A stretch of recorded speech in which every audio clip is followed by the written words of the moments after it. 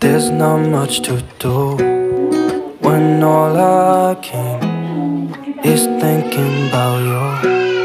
Not doing well, don't know where you are, 'cause you're not here.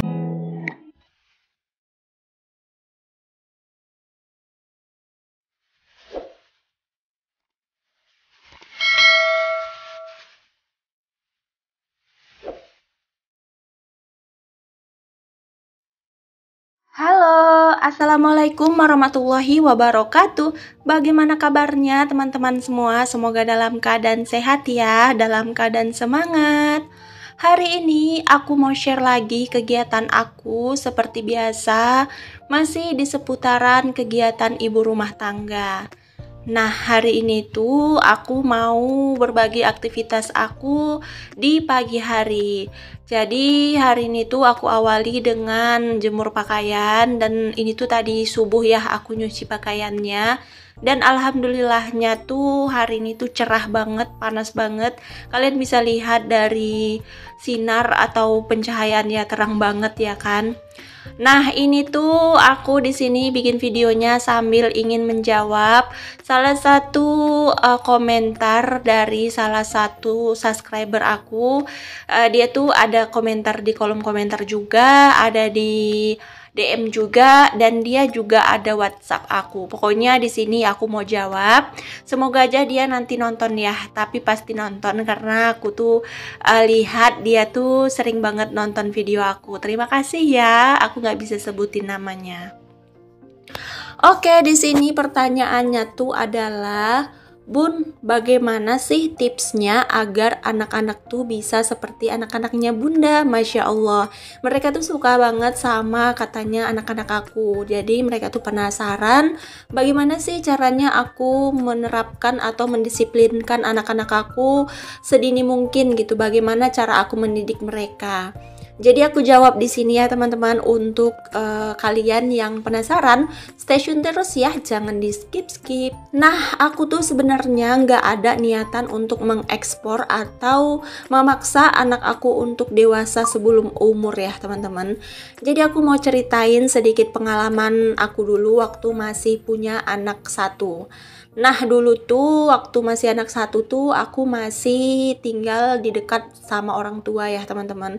Jadi aku tuh kayak anak aku tuh lebih banyak menghabiskan waktu bersama orang tua aku, karena memang pada saat itu aku menjadi ibu pekerja. Aku tuh kerja bareng sama suami gitu ya. Kami buka usaha jual sayur gitu di pekan atau di pasaran gitu. Jadi kayak dari jam 2 malam tuh sampai sore tuh kami terus aktivitas. Jarang banget kami menghabiskan waktu bersama dengan anak. Nah, setelah aku melahirkan anak aku yang kedua, nah di situ tuh aku tuh kayak nggak ikut kerja, dan pak suami tuh sedikit oleng ya. Nah, karena itu jadinya tuh kayak ada banyak sedikit rintangan di pekerjaannya pak suami. Jadi di anak aku yang kedua ini, yang kakak Rara ya, ini kakak Riri ya. Nah, di sini tuh banyak banget guncangan. Di situ tuh kami tuh ngalamin kebangkrutan.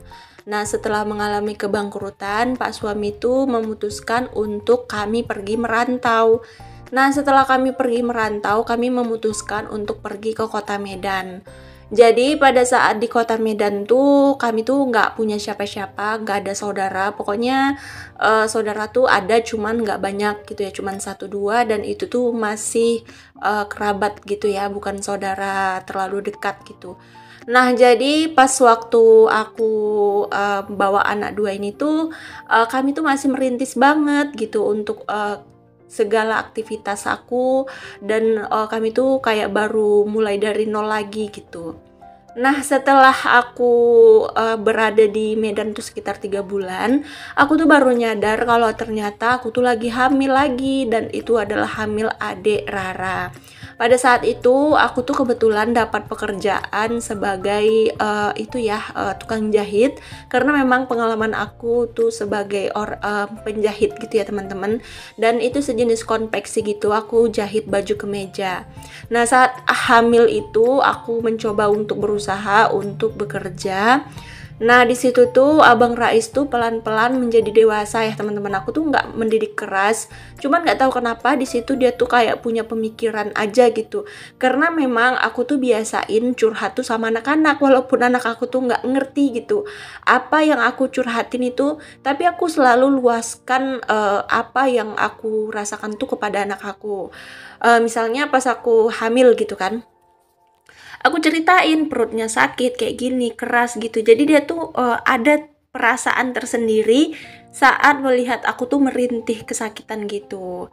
Nah pas pas si adik Rara lahir, nah kedewasaan Abang Rais tuh makin menjadi ya teman-teman. Kayak aku tuh kan nggak punya siapa-siapa, ibarat kata aku tuh kayak melahirkan tuh di pagi hari, sore harinya tuh aku pulang ke rumah, pagi harinya tuh aku udah rutinitas seperti biasa. Kalian bisa bayangin kan bagaimana capeknya kita setelah melahirkan, dan itu rasa sakit itu tuh belum hilang selama 1 hari, tapi kita tuh udah harus mengerjakan aktivitas itu lagi. Nah jadi dari situ tuh Abang Rais tuh kayak aku tuh nggak segan ya minta tolong sama Abang Rais untuk kayak dia tuh kayak ngambilin adiknya makan gitu kan.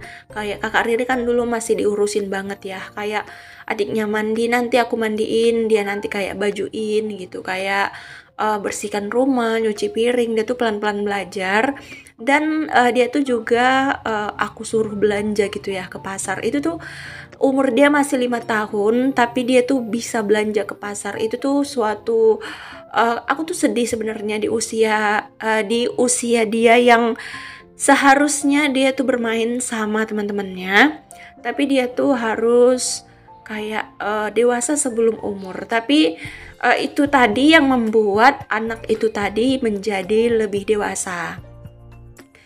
Nah, setelah Pak suami berpikir untuk mencari pekerjaan yang lebih bagus, dan alhamdulillahnya Pak suami itu dapat pekerjaan yang memang gajinya itu lumayan gitu ya teman-teman.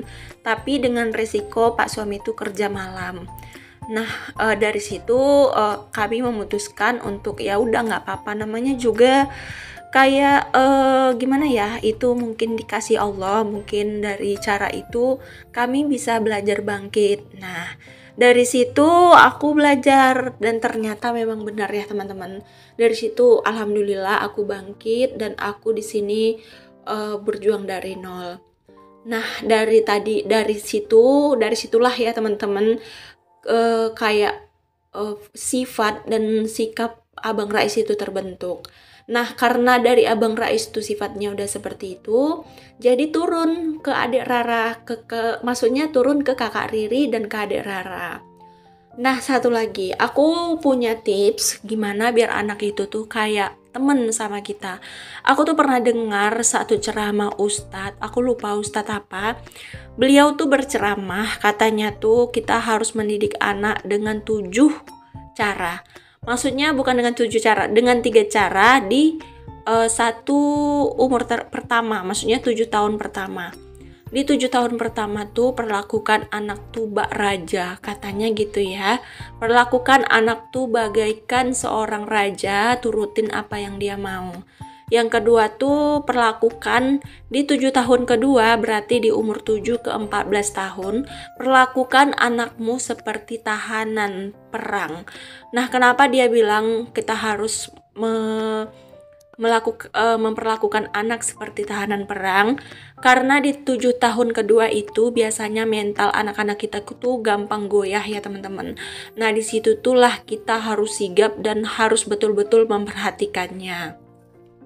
Dan untuk 7 tahun ketiga, berarti di umur 14 tahun sampai 21, perlakukanlah anakmu seperti teman. Nah, di situ tuh kita harus memperlakukan, karena itu udah mulai pendewasaan. Jadi kita tuh harus memperlakukannya tuh sebagai teman, agar dia tuh kayak terbuka gitu sama kita. Apa yang misalnya dipendam di hati tuh dia tuh cari kita untuk meluapkan semua isi hatinya. Nah itu dia adalah ajaran dari salah satu ustadz, dan memang itu adalah cara Nabi Muhammad juga ya untuk mengajar anak-anaknya.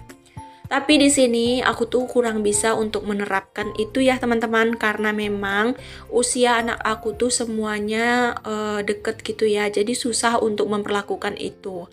Jadi aku tuh kayak memperlakukan anak aku tuh tegas pada waktunya, dan aku tuh kayak sayang pada waktunya. Aku tuh nggak pernah kayak yang marahin satu sisi. Misalnya kalau rumah kotor, aku tuh nggak pernah marahin yang abangnya aja. Aku tuh selalu ikut marahin si kakak dan si adik. Pokoknya semua tuh harus aku marahin. Dan kalau aku nyuruh mereka tuh satu pekerjaan seperti bersihin tempat tidur, aku tuh nggak mau kayak si abang aja yang ngerjain atau si adik aja. Aku tuh nyuruh tiga-tiganya, walaupun adik Rara tuh kayak hanya memperhatikan, nggak bantuin, tapi aku tetap suruh mereka.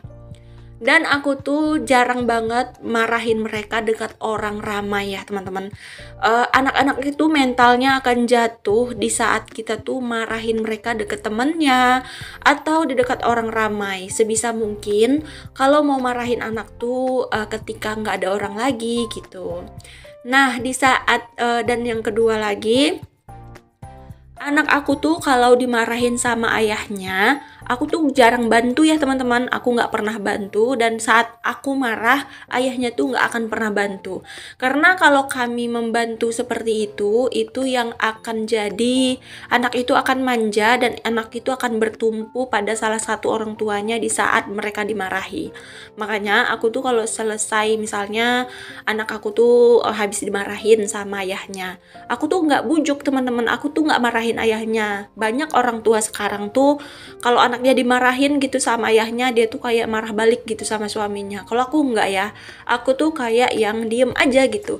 Nanti kalau seandainya anak itu udah terdiam di kamar atau dia termenung, di situ aku masuk, aku akan bilang, aku akan tanya kenapa ayah marah. Pasti dia akan jawab karena abang bandel, kata dia gitu. Nah di situ tuh aku akan nasehati lagi dan aku akan kasih masukan. Jadi kalau kalian ada anaknya yang dimarahin sama suaminya tuh jangan ikut-ikutan marah, atau kalian tuh kayak bela anak banget gitu, nggak boleh ya. Dan aku juga kalau seandainya anak aku punya masalah gitu sama orang, misalnya dia tuh jahatin temennya, aku tuh nggak pernah mau bantu dan aku nggak pernah mau bela ya teman-teman. Aku tuh suruh dia hadapin masalahnya sendiri. Misalnya dia dimarahin nih sama yang ibu sama yang digangguin dia gitu ya. Aku bilangnya gini, kamu berani berbuat, kamu harus berani tanggung jawab. Aku serahin semuanya tuh sama dia gitu. Aku gak pernah bantu dan aku gak pernah bela anak aku. Pasti aku akan marahin. Banyak orang tua yang dia tuh kayak anaknya tuh dia tahu kalau anaknya salah, tapi dia bela. Nah dari situ itu tuh akan membuat kriteria anak tuh jadi pembangkang, dan dia tuh sampai besar akan terus-terusan seperti itu. Jadi kita harus jauhin sifat seperti itu ya teman-teman. Dan poin terakhir, kenapa anak aku tuh punya pengertian dan dewasa sebelum umur. Aku tuh kalau malam misalnya mau tidur, kan aku tidurnya sama anak-anak karena pak suami tuh nggak di rumah ya. Nah aku tuh biasain tidur jam 9 malam. Jam 9 malam tuh aku udah matiin lampu, aku udah masuk ke kamar dan udah bersih-bersih semuanya, dan aku tidur sama anak-anak. Nah dari jam 9 itu biasanya aku pakai untuk bercerita. Aku suruh anak aku menceritakan apa aja yang mereka alami selama satu hari ini. Nah dari situ tuh aku nanti akan koreksi jika ada perbuatan mereka yang salah. Nah di situ aku akan nasehatin lagi dan beri mereka masukan. Nah aku juga jarang banget ngasih anak aku keluar ya teman-teman. Aku batasin untuk pergaulan anak-anak aku, karena di lingkungan aku nih rawan dari orang-orang yang kata-katanya itu sangat kasar. Jadi aku tuh sangat membatasi anak-anak aku untuk keluar rumah. Kalau ada aku biasanya kalau misalnya mereka keluar rumah tuh aku biasanya temenin, dan aku tuh biasa pantau kalau ada pas denger gitu orang yang ngomong kasar. Nah di situ aku akan koreksi dan aku akan jelaskan kalau kata-kata itu adalah kata-kata kasar. Alhamdulillah anak aku tuh selama yang aku dengar, tapi mudah-mudahan di luar jangkauan aku, mereka tetap bisa menjaga lisannya, menjaga ucapannya, karena pribadinya anak tuh atau sifatnya anak tuh tergantung pada orang tuanya ya teman-teman. Nah, itu dia cara didik aku kepada anak aku. Aku tuh melakukan sifat yang menganggap anak itu seperti teman. Jadi aku tuh menganggap anak-anak aku tuh seperti teman aku, seperti teman di rumah gitu ya, seperti sahabat. Jadi aku tuh nggak sungkan untuk curhat. Apapun yang ada di isi hati aku tuh aku nggak sungkan untuk curhat ke anak-anak aku. Dan aku beri waktu luang untuk anak-anak aku juga curhat sama aku. Jadi di situ pendewasaannya tuh terbangun dan dia akan menjadi orang yang lebih baik dan orang yang lebih pengertian. Oke deh teman-teman, segitu dulu ya cara aku mendidik anak aku. Semoga tips ini bisa berguna untuk kalian semua dan semoga bisa bermanfaat. Semoga anak-anak kita semua menjadi anak-anak yang soleh dan menjadi anak-anak yang soleha yang berguna untuk nusa dan bangsa. Sampai jumpa di next video ya. Assalamualaikum, dadah.